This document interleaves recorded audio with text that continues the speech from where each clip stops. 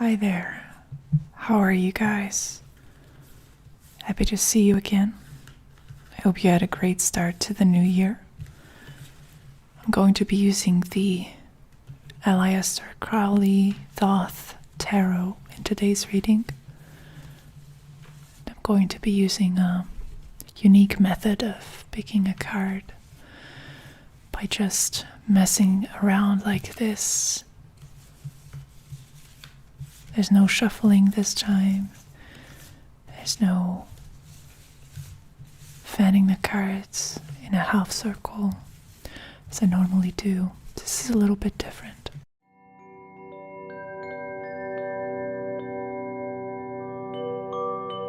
If you enjoy this type of content, if you like the tarot, ASMR, and psychology, I encourage you to subscribe to my channel. And if you like my work, you can support it by purchasing a reading from me from my website. Check out the details below. So let's see what it is that the cards would like to tell us today. Most of you are watching this on a Sunday afternoon or evening. This is the first week of January. How was it for you guys? Leave a comment. Share your experience. How does it feel to be in 2023? Probably not much is different just yet, but it's a process, and you are on this journey. Let's see what journey you're on, actually. Because if you're watching this video, you're probably interested in self-development. You're interested in becoming a better human being and in becoming happier. So those are very, very good things, but let's see what it is that this journey is about, really.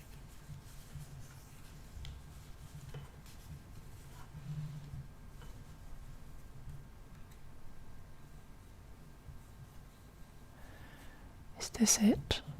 What do you think? I think it is. So, what is the name of the game? What is the journey that we are on? And it's the 10 of Pentacles. Well, the 10 of Pentacles is literally called wealth in this deck. It is about building and maintaining prosperity in your life. So we are here, all of us, to create that stability, that comfort,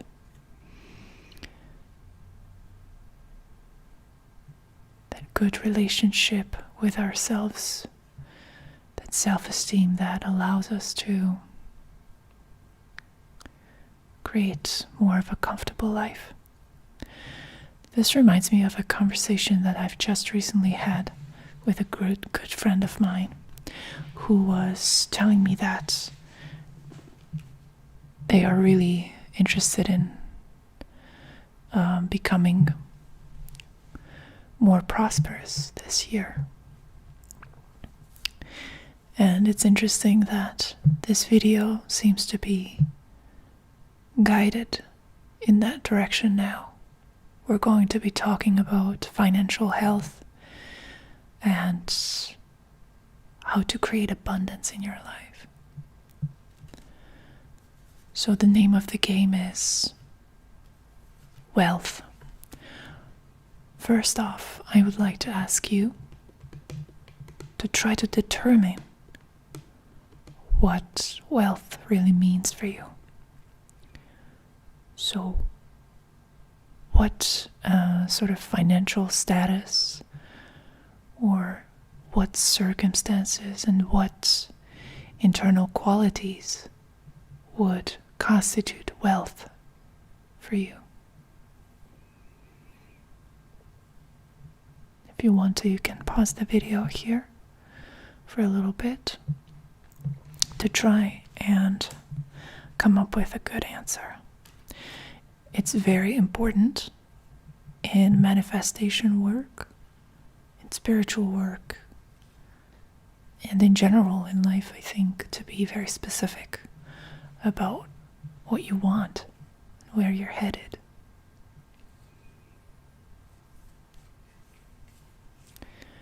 So,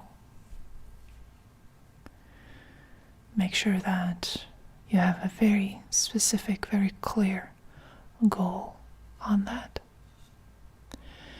And when I asked my friend what it means to be wealthy, they responded that to them it means being comfortable. To me, I would perhaps give a slightly different answer, because to me it would mean being free. And in order to become free, you sometimes have to give up your comfort a little bit, at least temporarily. But even in order to build more comfort in your life, you might need to surrender a little bit of the momentary comfort for more future comfort. At any rate, let's see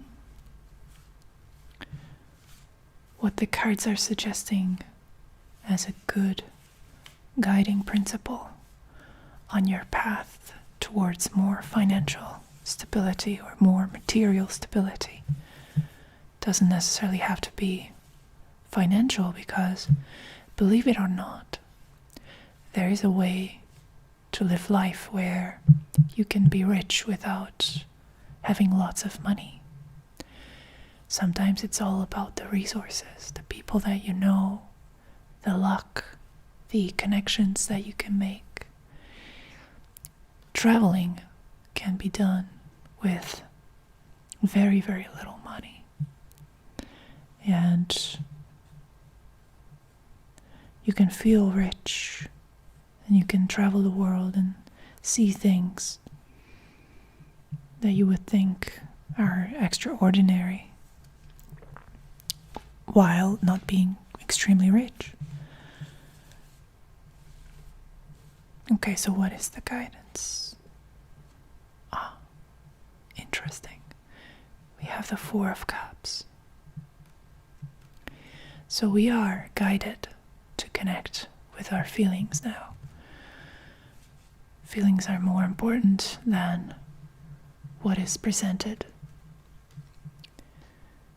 in the outside, external reality. I have recently moved to a more affluent part of town,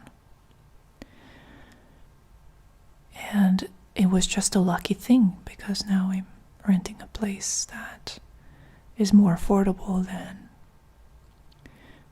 places in the more central or more mediocre parts of the city. So I went out on a walk, and I was looking at all the houses, all the buildings. And sometimes you can peek inside of people's windows, because it's dark outside, and they don't pull the curtains in, and they turn the lights on inside. Now, of course, I'm not stalking anyone. I was just taking a walk, and I was looking at these buildings and the people who were living their lives inside. And it all just felt so very alien to me. And I realized that even though I was living in this area now, I didn't truly feel like I belonged here. I felt like there was a fundamental difference between those families and those people and the way they live their life and how I am in my life.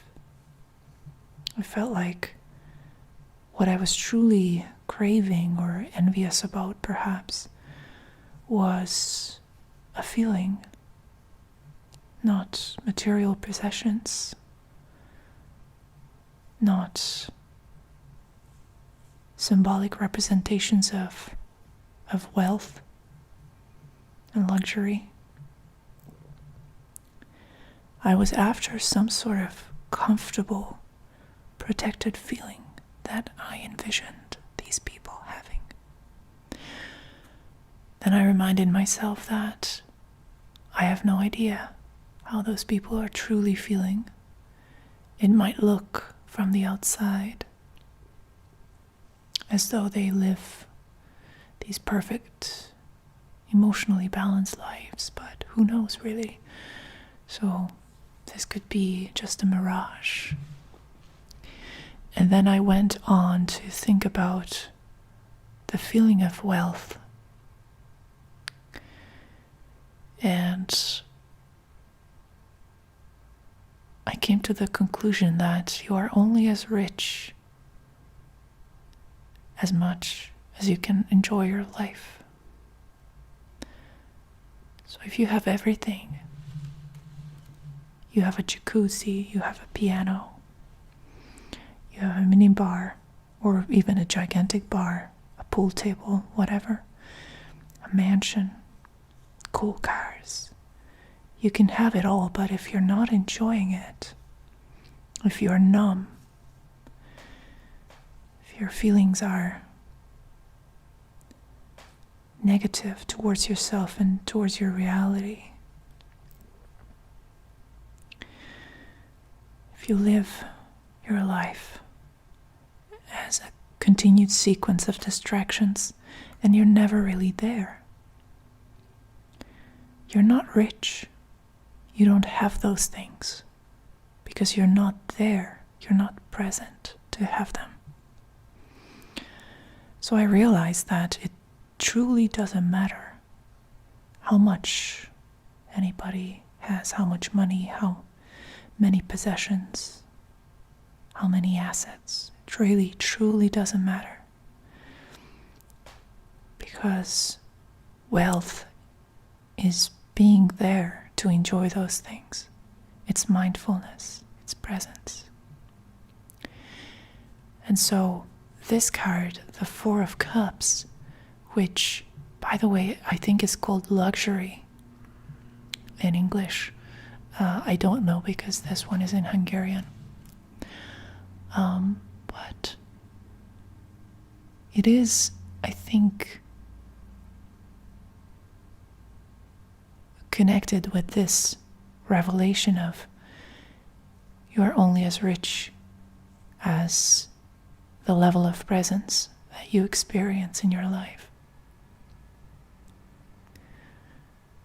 The Four of Cups is representing energy turned inward, represents emotional intent and attention centralized, withdrawn from the external world. And in that sense, we can all be rich wherever we are. Of course, when you are at a level of poverty that is seriously interfering with your quality of life, you're hungry all the time, you don't have a place to sleep, you're being harassed in some way, when those very basic things, those very basic conditions are not met, then of course that is quite a spiritual challenge to remain present under those conditions. Probably not impossible, but a true hardcore challenge. But if you're watching this video, you are very likely not one of those people who are challenged in that way. Your challenge is to notice how wealthy you are. how much you have to enjoy in your life. And recognizing that if you don't enjoy the things that you have, it's a waste. It's almost as though you never had them. It's almost as though you remained poor all along. But as soon as you arrive in the moment, the richness of your life manifests itself. Thank you for watching. Thank you for supporting me in any way. Thank you for the likes, the comments, and I hope to see you in our next video. Bye bye.